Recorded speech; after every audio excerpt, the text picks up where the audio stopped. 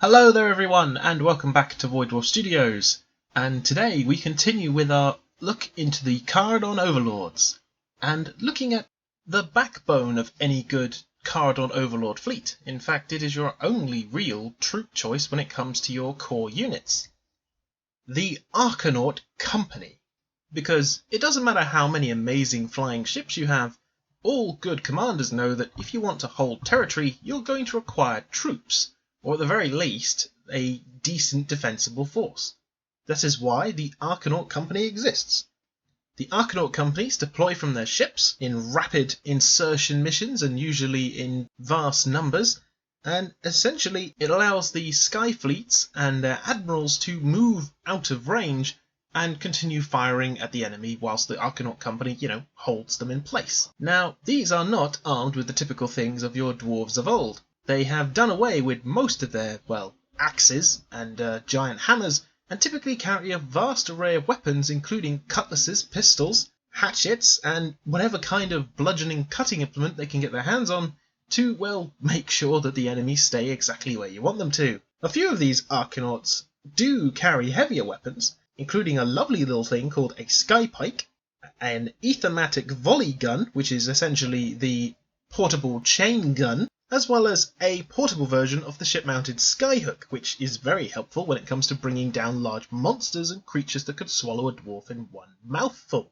These are not your civilian dwarves drafted into service after getting far too drunk one night and then landing on one of these ships, with suspicious bruises on the back of their heads. No, the Arkanaught Company are trained and are a military force, typically speaking kept on board ship for, these kinds of eventualities, because the last thing a sky captain wants is for his ship to be boarded, and the Arkanaught Company is there to make sure this doesn't happen, to the best of their ability at least.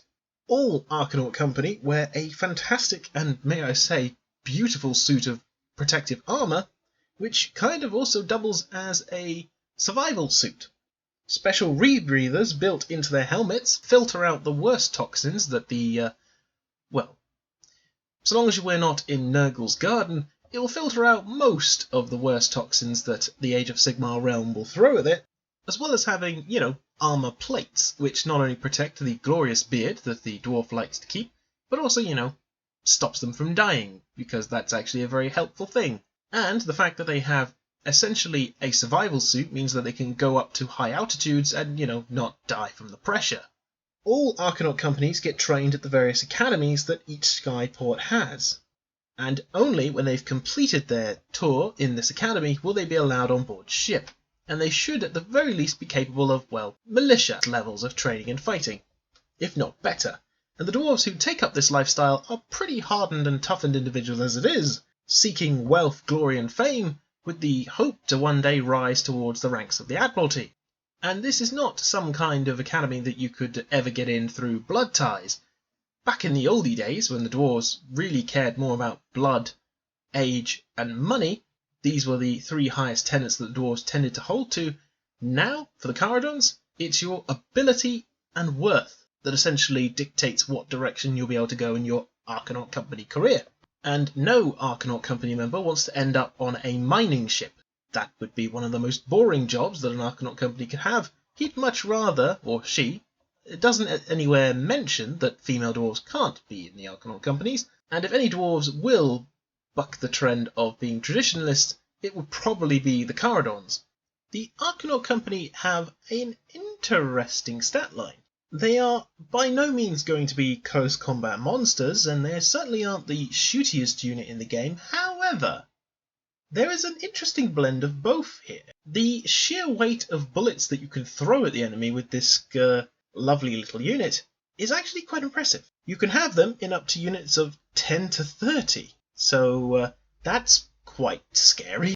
At the very least, you've got 39-inch pistol shots, which is going to do something. And whilst the Arkanaught Company's stat line isn't particularly remarkable, 1 wound, a 4-inch move, 4+ save, and 6 bravery, these dwarves aren't the bravest dwarves around, especially when we think about the Fire Slayers we talked about earlier.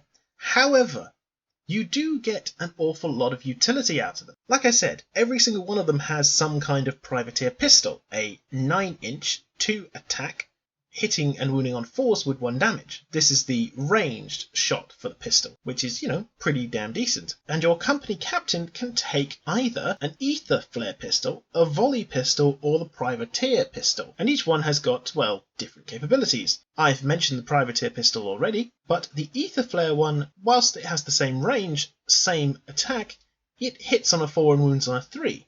Just 1 damage and no rend. Or you can have a volley pistol that has 3 attacks, hitting and wounding on 4s with 1 damage apiece. Now, what dictates which pistol you take? Well, honestly, I don't ever see a reason why you take a privateer pistol when you can take a volley pistol that has 3 shots over the 2 with the same stat line. And if you're wanting to try and wound something a bit bigger, try the flare pistol. That could be quite interesting. But it's the rest of your units which is all the fun. And that is, for every 10 models, you can replace a privateer pistol, an Arkanaught cutter, the cutlasses, the close combat weapons that they have, 1 attack, hitting on a 4 and wounding on a 4, 1 damage. You can have either an Ethermatic volley gun, the portable machine gun thing that I mentioned, a 12-inch weapon, which is, respectable, 6 shots, hitting on 5s, wounding on 4s, -1 rend and 1 damage. 1 in every 10 models can replace their pistol and cutter with a skyhook. This is your thing you fire at monsters and hope for the best. 18 inches, which is, better than the volley gun, but it's a single shot that hits on a 4, wounds on a 3, -2 rend and d3 damage. And finally, for every 1 in 10 models, you can have a sky pike. Now, the sky pike is a close combat weapon, which has a 2-inch range, 2 attacks, hitting and wounding on 4s, -1 rend and d3 damage. Again, in combination with your light skyhook, this is the thing you use on monsters or multi-wound characters, and hope the best, really. And they have this ability called Glory Seekers. What this means is you can reroll battleshock tests for this unit when it's within 9 inches of an objective. And you can add 1 to hit rolls for attacks made by this unit whilst within 9 inches of an objective. So suddenly all those weapon hits that are mediocre to okay suddenly get good when you drop these guys off near an objective. It's almost like that's precisely what you should be using them for. Arkanaught companies are there to hold objectives. That is their purpose, and whilst they will die in droves if they're attacked by any kind of close combat specialist unit, if you take a solid lump of 20 of them, they will hold that objective relatively well. Especially if you can have something nearby, shooting the bejesus out of the stuff charging towards you. Because that's the point. The Arkanaught Company will not win you games in a drawn-out fight, but they will hold objectives, and they will do it well. And their shorter-range weapons, whilst obviously not desirable, pack enough shots that you're probably going to take out, or at least thin down, the charging line coming towards you. And if you want to get them out of dodge for any reason, you can just, send a ship over, pick them up, and take them somewhere else. That fly high rule is hilarious just for this reason. I've got 3 Arkanaught companies, 3 groups of 10, and bear in mind that you can have each one of those special weapon upgrades for each one of those units of 10. Yeah, that's the thing. You don't have to specialise them. You don't have to take either a volley gun or a light skyhook or the sky pike. You can have all of them because it's 1 in every 10 models.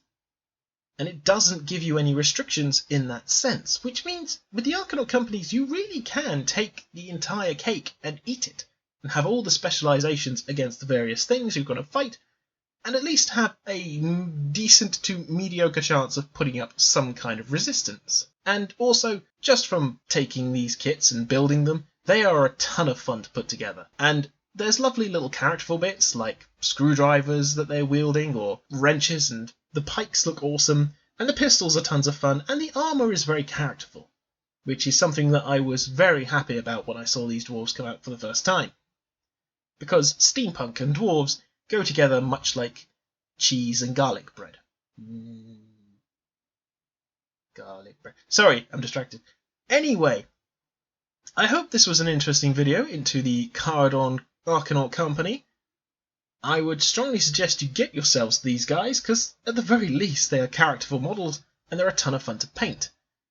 Although, good grief, I need to get around to making some more painting videos, and hopefully now that I'm getting more settled into my new home, that will be much easier to produce. Hopefully I can make a batch of them or something.